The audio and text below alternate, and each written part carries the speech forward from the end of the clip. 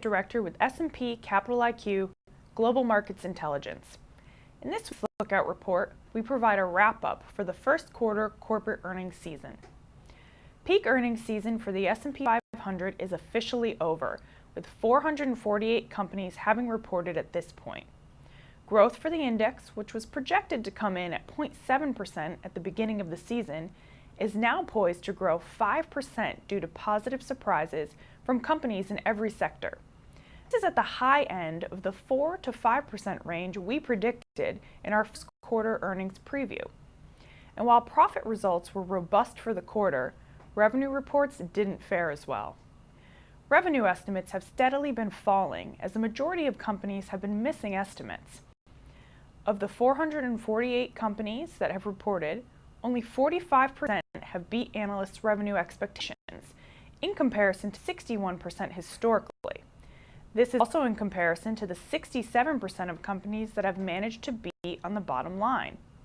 Due to these poor revenue results, top-line growth is currently estimated to reach 1.3%, about a third of what was anticipated at the beginning of the season.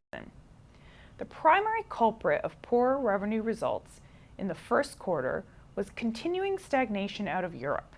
Several corporations have cited this as the weakest region for their business in the first quarter, and maintain poor performance will seep into the second quarter as well. Further proving the point that revenue weakness is tied closely to Europe can be seen in the fact that domestically based sectors with limited or no exposure to the region, such as telecommunications services and utilities, are two of the only 3 sectors that have seen positive revenue surprise ratios.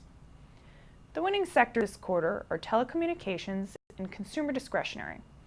Within telecom, strong results were seen from Verizon Communications, AT&T, and Sprint Nextel, boosting the overall sector. For consumer discretionary, household durables and textiles, apparel, and luxury goods industries continue to drive growth in the sector. Only information technology is expecting negative earnings of 0.3% for the quarter. Industries responsible for the year-over-year decline are semiconductors and computers and peripherals. Weak earnings are linked to the demise of the personal computer, which continues to take its toll on suppliers of commoditized chips. Next week, earnings season continues to wind down, with only 10 companies scheduled to report. I'm Christine Short, and thank you for tuning in to this week's edition of the Lookout Report.